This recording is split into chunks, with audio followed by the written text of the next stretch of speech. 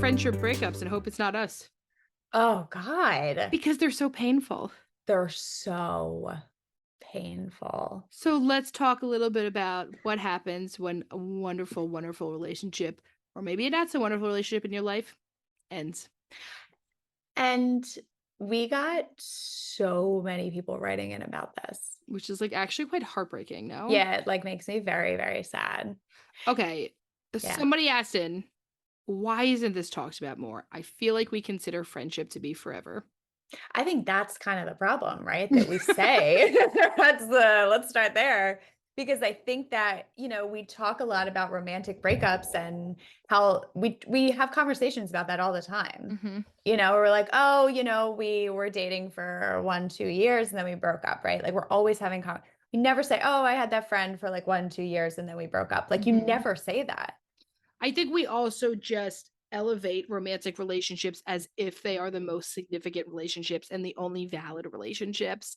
And I really hope that we can change that. And we talk about this a lot that All the like time. right, like one of the most significant relationships in my life is you. Right. And it's not romantic. We should just get married at this point. Well, we do always talk about that if anything happened to our spouses, we would just move into 2 houses next to each other. It's funny And that we say spouses, like both of them would die at the same time or something. how horrific would that be? Stop. Horrific. Horrible. So, but we would just move into houses next to each other, Right. and we would have a lot of animals, Yeah, we would have like a large backyard. and they would just have tons of dogs. Maybe we could get chickens. Ugh, we could Chicken definitely coop. get chickens. Chicken Murphy, coop. my dog would eat the chickens for sure. Oh, that would be really Don't sad. you think? 100%. I didn't even think about that. I think your cat would fuck up a chicken, honestly. Oh, 100%. My Nelly cat, she's no joke. she is no joke. Yeah. I mean, she fucks up other things in the house. So like bugs, we call her buggy killer number 1. She kills all the bugs. Who's buggy killer number 2? Bill. Uh, I'm buggy killer number 4. is Louis 3? He can't be that good. No, I mean, it's just like there's not that many like, like beings in the house. And so like you have to come. Everyone ranks on the buggy killer spectrum. I feel She's like number 1 though. you could probably just get pest control, but that's Right. neither really here nor there. But No. but relationships, friendships. How do we get there? I don't know. It's a stretch. Somewhat like right. So somebody like talked about like why does it hurt so much more than any romantic relationship? And I think that tells us how valid and how deep and emotional and connected and intimate these relationships are, even without romance. We have done this really fucked up thing in society that's made it be all about romantic relationships. And then we discount the very real love and intimacy that we get in friendships. It's interesting too, with marriage and with marriage and in a relationship, I feel, in a romantic relationship, we like have these like more defined contracts, obviously, right? Like, Yeah. hey, we're not gonna cheat on each other. And this is what this looks like. You have this like very defined Yes. contract. Where in friendships, they're not as defined, like we don't really have conversations about like how often are we going to see each other? Like how Yeah. often does it feel like we need to see each other in order to maintain our friendships? Are we going to talk on the phone? Are we going to text? Because like all of my friendships are different in that way. Yes. Yeah. And Mhm. they all like it all kind of just like worked itself out. You know what I Yeah. mean? But in your romantic relationship, like it's more defined. And I feel like in friendships, you don't have that. And so you'll have one person coming into the friendship with this idea of like, this is what the friendship's going to look like. Yeah. And another person coming in with a different idea. And then that starts to clash. This happens with me a lot. And, especially when I went to college, my like friends from home, like everyone, they wanted to talk on the phone more. I am not good at talking on the phone to just like catch up. And so You and I talk on the phone every day. That's different. Well, we're literally just like sitting on the phone, just like shooting the shit. No, to like catch up about things, Okay, right? yeah, I like mhm. see you constantly. Yes. Yeah. True. I'm not a catcher upper, Mhm. or I'm more of like a FaceTimer. That wasn't invented until There was no FaceTime. right. There was You no were FaceTime. You were probably rocking BBM. Yeah, I was rocking BBM. Yeah. You're like, At the what's your pin? time. Yeah, what's your pin? Oh yeah, did you have a name too or something? I don't remember that. Anyway, Possibly.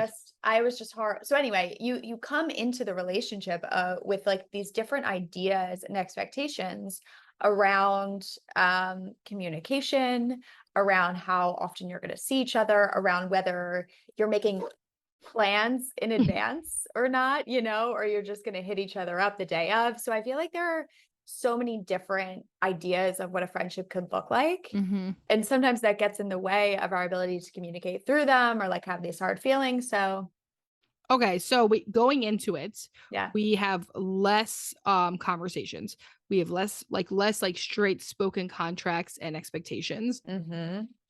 Um I think there's also part like when we talk about the breakup part in a romantic relationship, we sometimes we divide up, right? Like divide up friends or divide up places, or you know what I mean? Like Sweatshirts, it's they so give much you more your defined. sweatshirts back. It's so much more defined where I feel Yeah. like often in friendship breakups, there's so much left unsaid. Yeah. I think we talk a lot about ghosting in romantic relationships, but isn't there a significant amount of ghosting in friendships? Yes.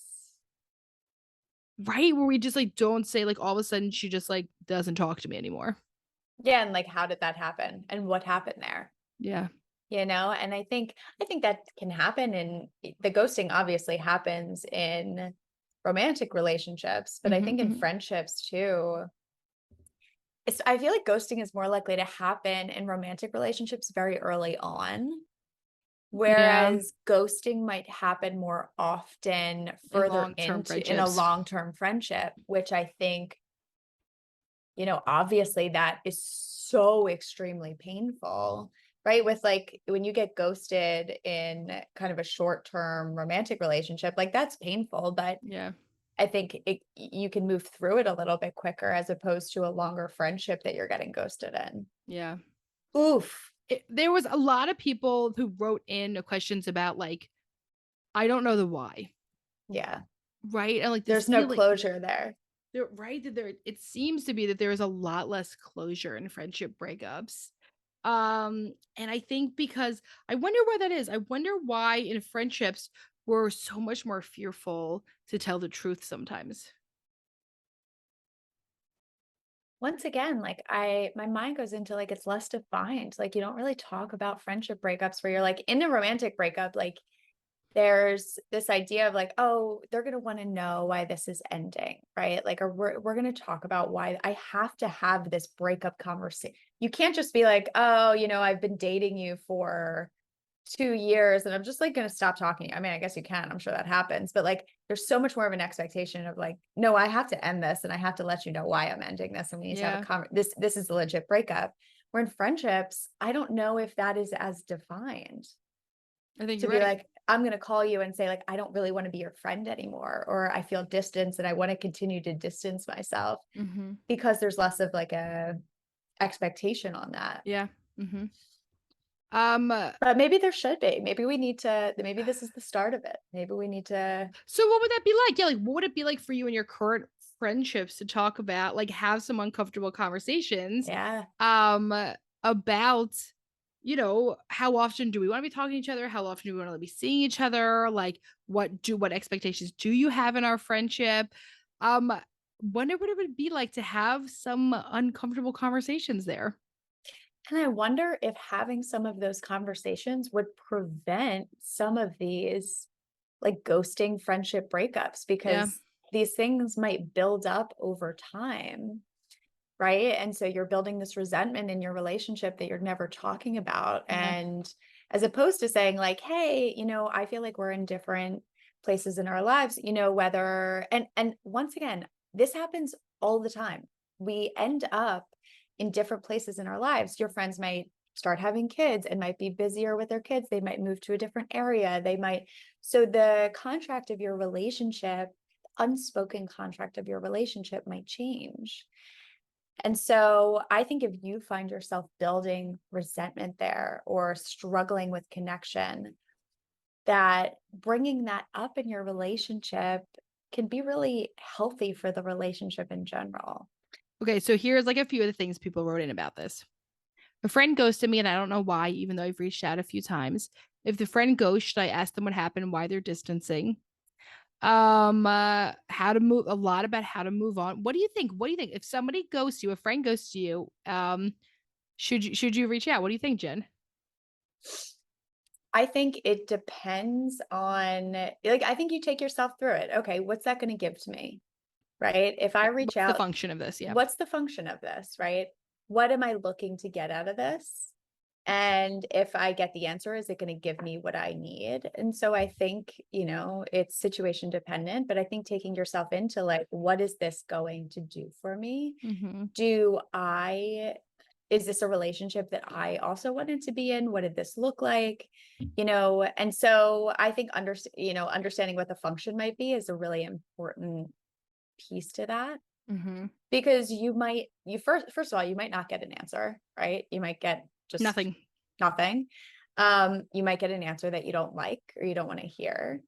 Does it change the state of the relationship? If they say, hey, there were all of these things that happened in our relationship that led us to this point. Is that something that you change? Is that something that you work on in the relationship? Like, does it feel like the relationship is salvageable? Is that what you're looking for? So I think just asking yourself those questions in order to get yourself to that point. That's my Mhm. thought. What do you think? I think yeah, I think a big part is like what if I was to look down, never hear something I don't want to hear, like what's it about for me? Why am I doing this? If it is it because I want to know a reason? Well, you might not get that. So is Right. that okay with you too, right? If it makes it worse, is that also okay with you, right? Like I think you have to think about in some terms like emotional safety first. Just like what I would also recommend if we were talking about a romantic relationship. Right. I would give the same advice for romantic and platonic, which is that you are entitled to ask whatever you need to ask. And sometimes we wish we didn't know. Hmm. Sometimes, right? Or what's in your head is way worse than you were thinking it was. But I do think it's so interesting. It's so wild the amounts like of people who wrote in so many things about how do I get over this? How do I get through this? It's someone said it's been how do I move on? It's been years, no apology, never heard from them again after they bailed on my wedding via text. Right? Yeah. Like there was so it is wild how many people wrote in about getting ghosted in friendship. Hmm. And you know what? I hope that this is validating that this happens. This Here's another happens. one. How'd you like over friendship that suddenly disappeared? I mean, they're almost all about this. Yeah. Like if we were to really like say like I would say 80% of what people wrote in about was hearing nothing. Right. And I think too, something to think about in terms of like finding out why, to consider if you find out how is like, do you then take a blow to your own sense of self? Because sometimes we look for answers as a way to say, okay, well, does this mean if I change this about myself, I can prevent this from ever happening again? Mhm. Um, and or is this something that happens in all my relationships, right? Like, is this a pattern? Is there a pattern of behavior that, it might allow you to look at, is there something in all of your relationships where you could work on something for yourself too, right? Like, is there Mhm. something that you might need to work on? Or is this just something that happened in this specific relationship? Somebody asked, should I take them off social media? I would once again say, what is it doing to you to I have would. them on your social media? I would too.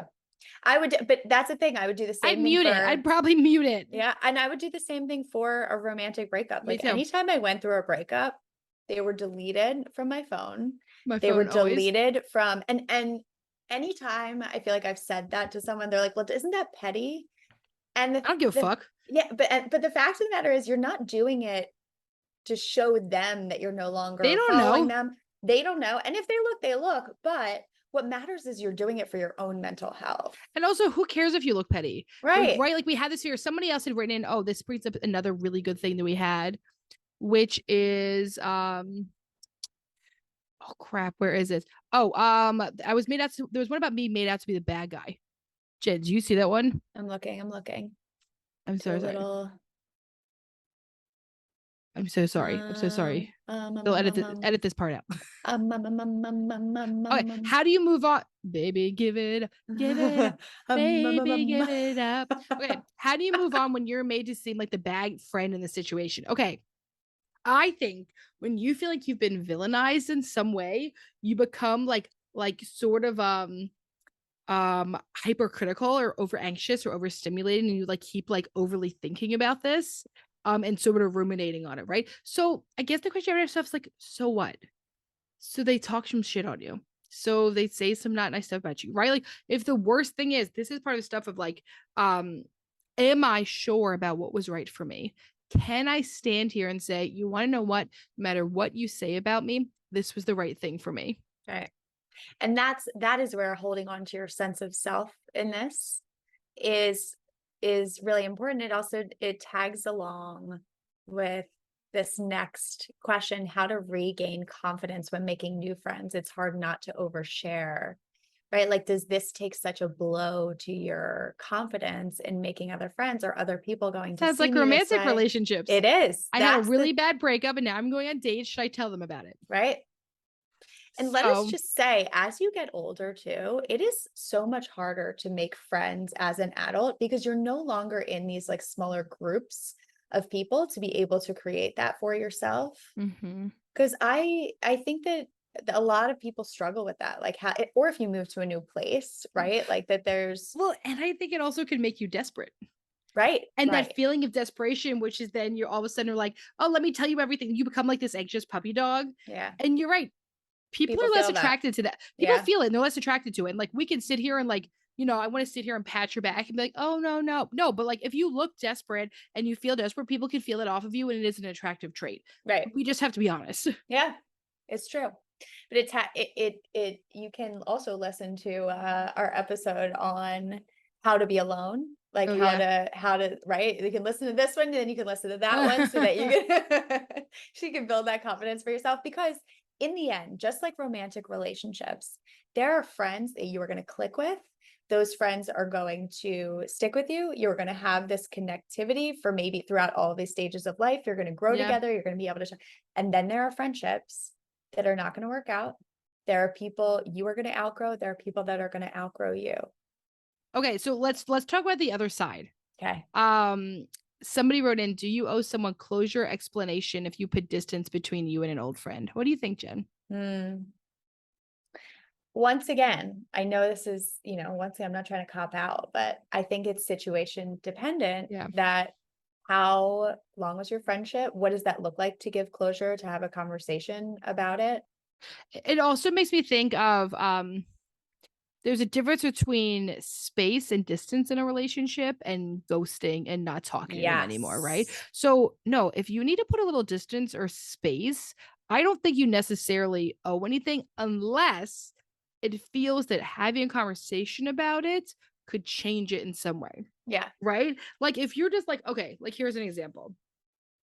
If I'm really working on my relationship with food and I have somebody who is going through all of a sudden they're like, or okay, let me change it actually. Yeah. Hold Yeah. on. Okay. Okay. I'm working on my relationship with exercise. Someone's doesn't have a negative relationship with exercise. They are training for a 5K. Mm-hmm. Maybe I can't see them post on social media about running all the time. They're not actually doing anything wrong. They don't have a problem with exercise. They are more than welcome to run that 5K, enjoy themselves, fucking get that medal or whatever the fuck you get from one of those stupid things. But but I might have to not look at that and mute it.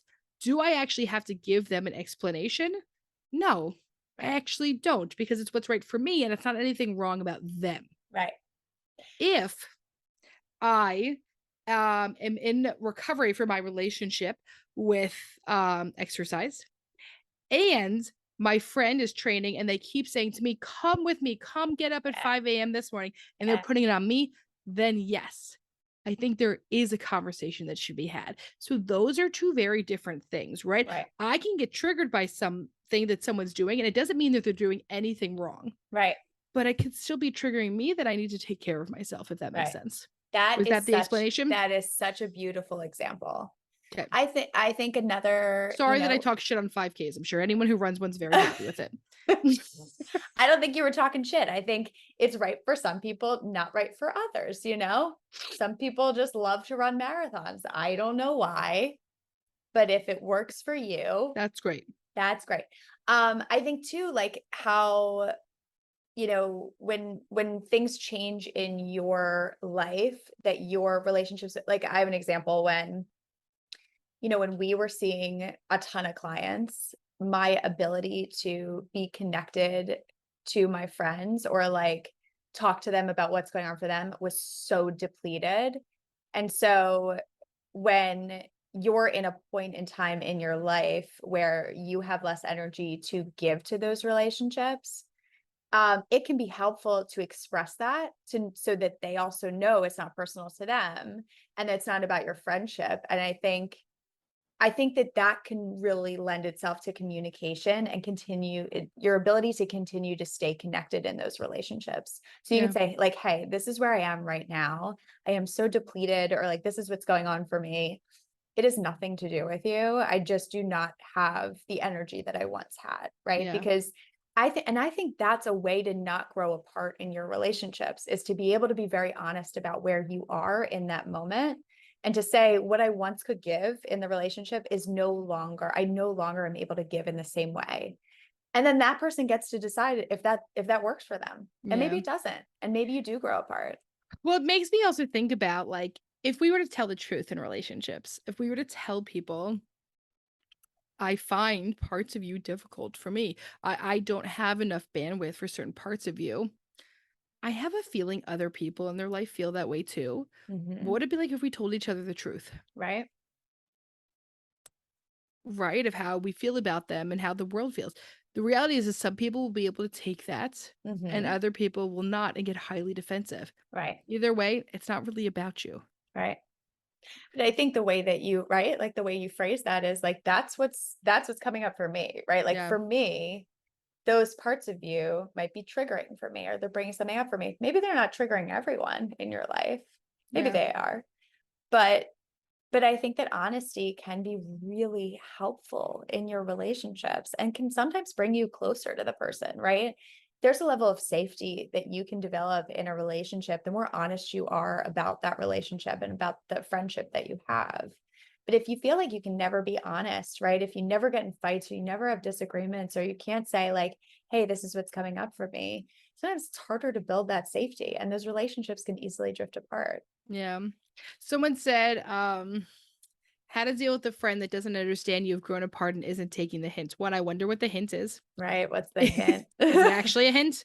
Or you're just like slow fading, hoping that they do it before Right, you, right? right, like slow And I think, and ghost. it's also one of those things. Are you hoping to get fired before you quit? Right, you're like slacking off. Have you heard of I'm so sorry, I'm about to derail us. Quiet quitting? Yes. How did I know you were going to talk about quiet quitting? Yeah. My husband, for some reason, brings this up all the time. He's like, "Did you read that article about quiet quitting in the New Yeah, York Times?" I feel like it's buzzing, like quiet quitting is buzzing So now. quiet quitting is basically when you don't quit your job, you just you just only You do the bare you do minimum. what you're paid for, Yes, that's and it. that's you don't go above You and don't you beyond. don't try to get raises, you don't try to get bonuses, you don't try to get promotions, you just hold a job. Quiet Mm. quitting. I don't I think they should call that quiet quitting. I I think that was should just be called just working. I was just gonna say, I feel like when you say quiet when we put the label of quiet quitting on, it sounds Like you're doing something wrong. It sounds like like you're you're just doing should be something doing your wrong. You're job. just doing your job without the hustle culture that, is expected of us these days. Yeah. So, if we should just call it doing your job. Um, how to not feel guilty about moving away from a certain friendship? You probably will.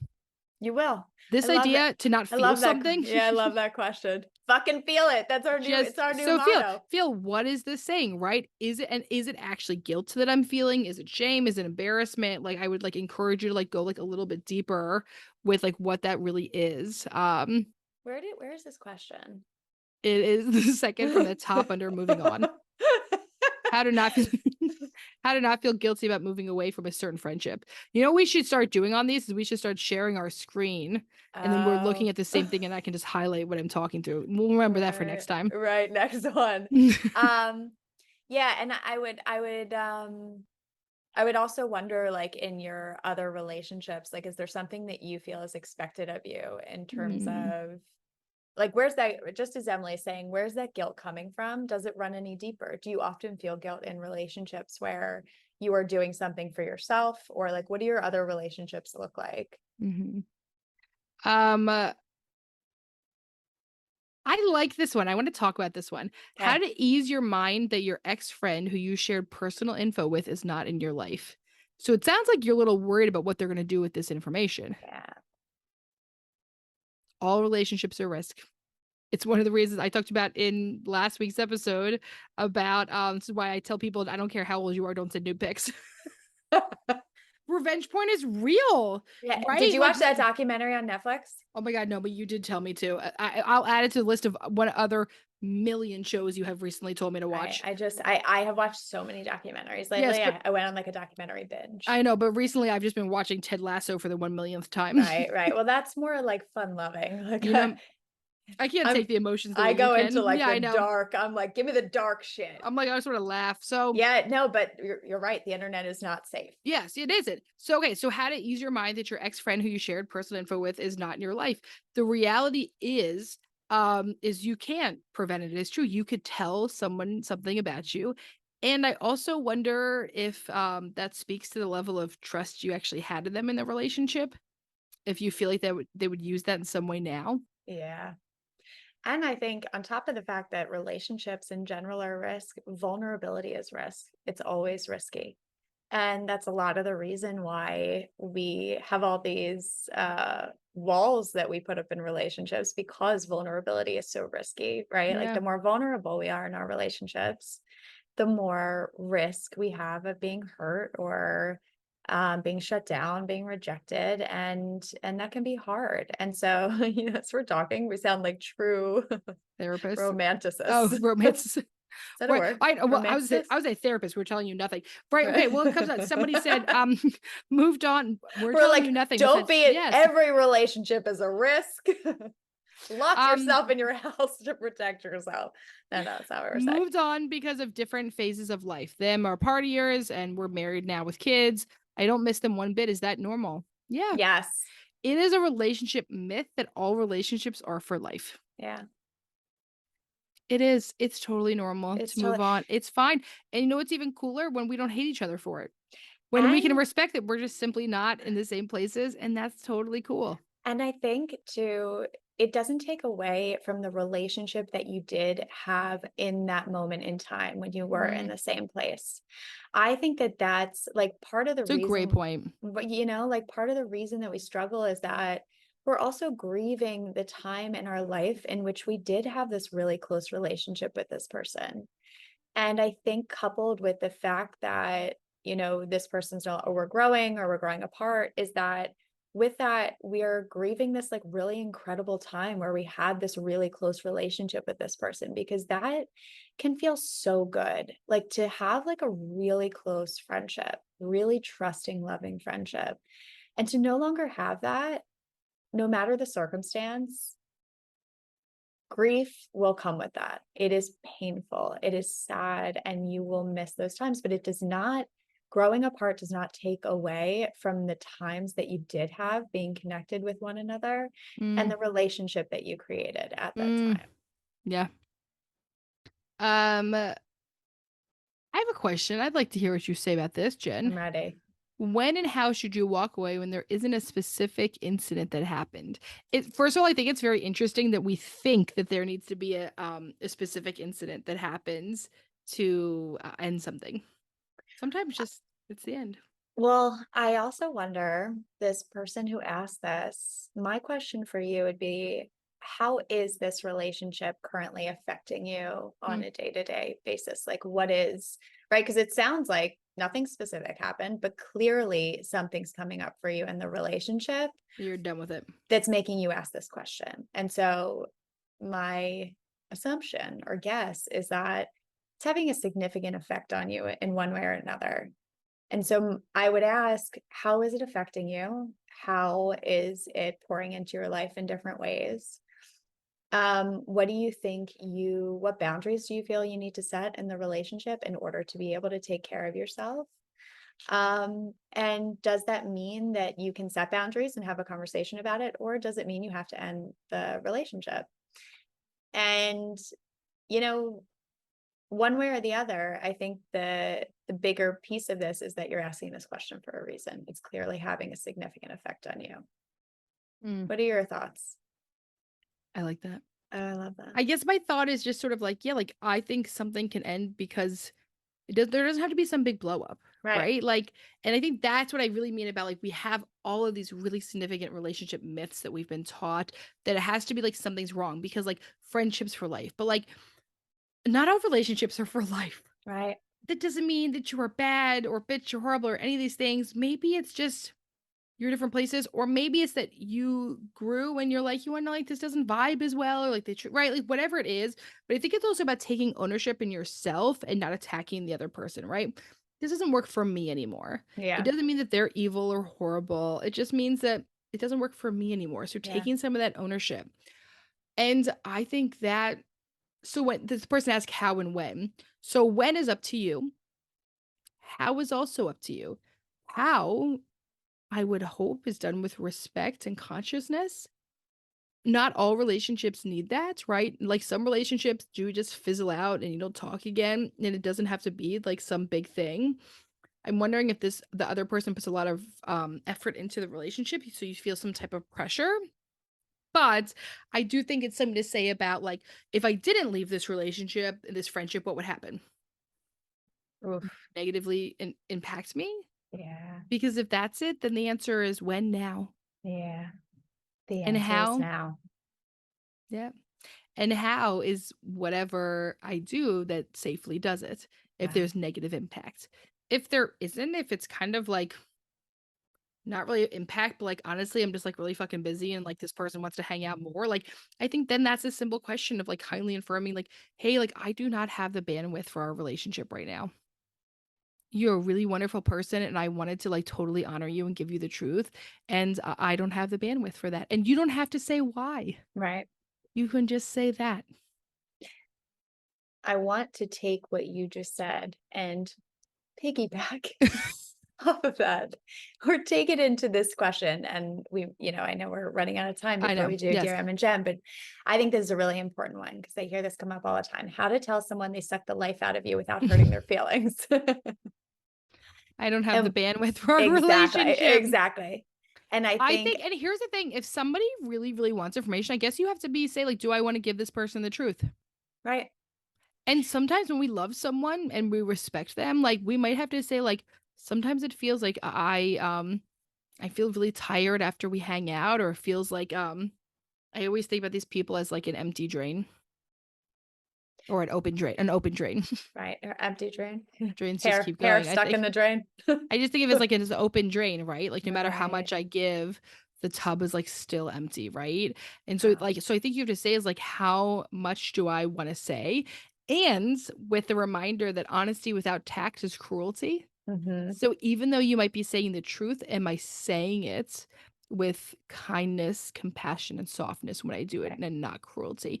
And I think when we wait too long to end something, often it comes out defensive and cruel and harsh right. because we've already been over the limit. Right. You have built up so much resentment at that point that you Yeah. get on the phone with them and you're like, "Shut the fuck up." You're Right? like, I'm gonna be honest, you fucking suck, and I don't ever want to fucking see you You're again, right? sucking the life out of me, right? That's Right? Like, that yes. it's and it sounds like this person might be at that point because they're saying this person sucks the life out of them. And Yes. so, yeah, and I think if you care about the relationship, you get to also say, "Hey, I care about you so much. I hear Mhm. you have like really been struggling. I understand that it has been helpful for you to talk through it with me, but I really don't have the bandwidth for this. I want to preserve our relationship. I want to Yeah. preserve the friendship that we have. In order to do that, I think it's important for you to go talk to a therapist or talk to, like if they're emotionally dumping on you, you get to set Yeah. those boundaries to preserve your I do relationship. I don't have the bandwidth to hear this right now, Right. or it's like I'm unable to get on the phone, I can text, right? Like, these are all things you can do. Let's jump into DRM and Jen because I wanna talk. I think that we could have some cross points here. You Okay. ready? Yeah, I'm ready. Dear Em and Jen, I can't wait for this episode. Thank you. Do you have any advice on how to handle a friend coming back into your life long after you grieve the friendship? We drifted apart after college without any real ending, and now she's getting married and inviting me to all the things. Bachelorette, party, shower, wedding.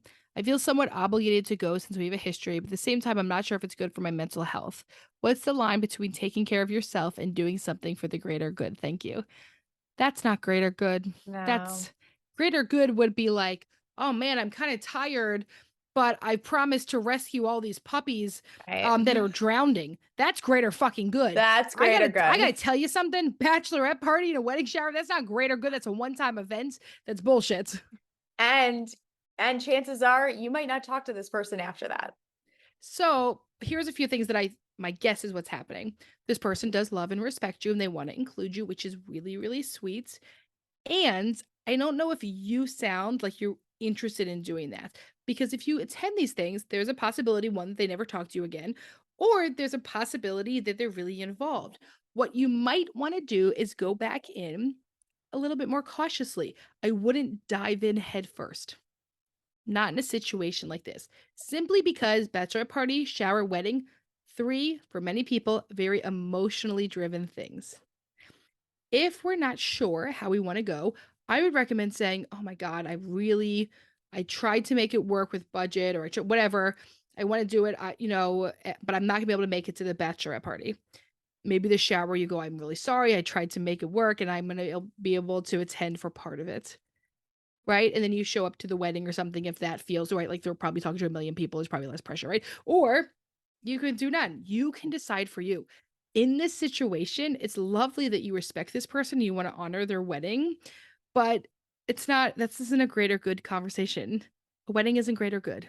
And just because someone asks you to be a part of these things doesn't mean they're asking you. You get to say no, right? And I know that's hard, especially when they ask you with like a big gift where like a balloon Mhm. pops out and says, "Will you be my bridesmaid?" Right? Like kind of hard. It's almost like getting a proposal and saying no to a proposal, And and I think there's also this part, like, this person said they already grieved it. right? So if So you've they've already already been through it. do you Yeah. wanna reopen it again? And maybe you do, and it feels fine, and you're in a different place, and you feel like you could have you know what I mean? Like, that is not up for you, like, Jen and I to, like, make a judgment or decide against for you, but if you're writing in telling us, "I have a feeling maybe you think this is trickier. Maybe this feels a little bit more sensitive than you're letting on that's about the greater good." And not sure if this is good for my mental health. What's the line between taking care of yourself, right? It sounds like It could possibly then it could impact your mental health. possibly impact your mental health. And I think that that's a really important and incredible thing that you're considering to say, like, I want to make sure I'm taking care of myself in this. And with that, you do get the option to set this boundary in whichever way that looks for you. Yeah, and that's it for today's episode. We always ask you to, rate, Do you ever want reviews. me to do the Yeah, ending? can I you always, oh, wait, do it. you're so much better at it. Just for fun, just try. Okay, funsies. Ready? Yeah, you could do it. If you enjoyed this episode or you think a friend would enjoy this episode, send it on over to them. We always ask you to rate, review, and subscribe on all where you get all of your podcast platforms and follow on Apple Podcasts. Emily's mouthing to me. If you are interested in getting set up with one of our incredible therapists at the therapy group, we are currently seeing clients in California, Pennsylvania, Delaware, New York, New Jersey, Massachusetts, and Florida. And you can visit us at thetherapygroup.com. Don't forget to know yourself. You got to grow yourself. Is that our saying? To grow yourself, you gotta know yourself. Fuck, You so did so good. You did so good, Jen. fucking feel your feelings. Thank you so much for tuning in. We love you and appreciate you so much. Have a wonderful day. We'll see you next week.